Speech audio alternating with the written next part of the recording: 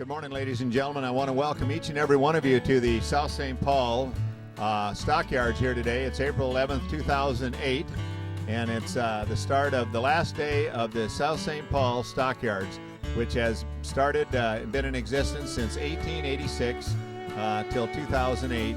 Many, many years, over 100 years. Large crowd. The barn is full. Everyone is here to see the last cattle sale, the memorabilia of the day.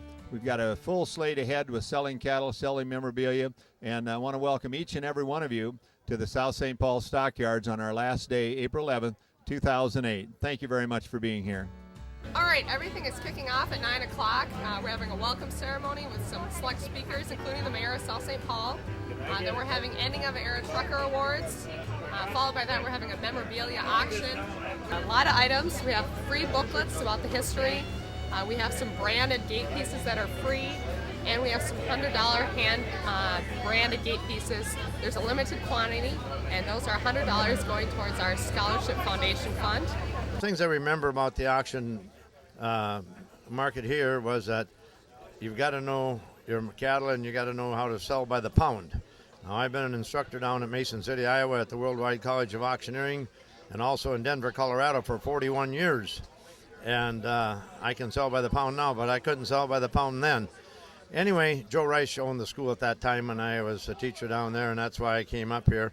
But some things that really brings back memories of my grandpa and my dad used to haul livestock in here in 1946, and he had an old stub-nosed truck, and I can always remember going home in that thing and sitting there riding, and we'd have to pick up a load of feed to haul home after we hauled a load of cattle in, and I had the job of cleaning out the truck to put the feed in, so didn't like it.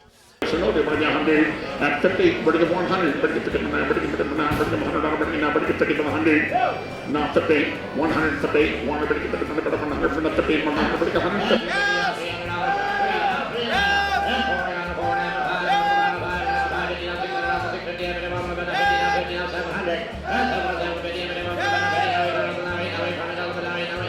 Come on, 800. Thank you.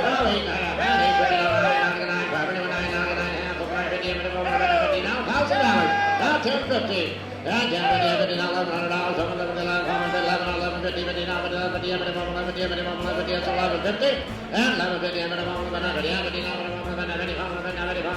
Anyway, my name is Marilyn Hurt.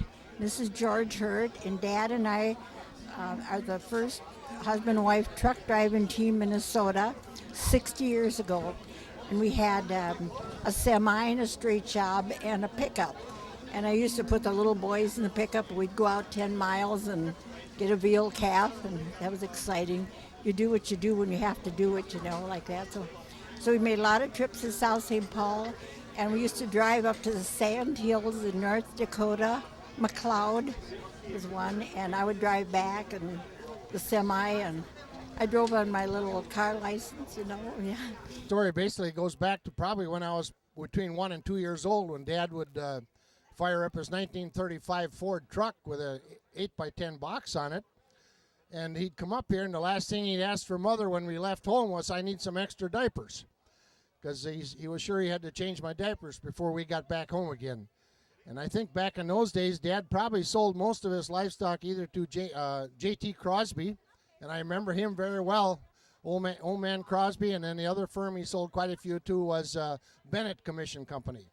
And I remember those guys, so I've been coming here probably about 68, 69 years, off and on through farming all my life. The one experience I don't want to remember was I was up here the day the National Farmers Organization was putting on a protest, and they were using a few rifles to shoot out some radiators. That day I didn't stay in the yards very long. I went home pretty quick that day.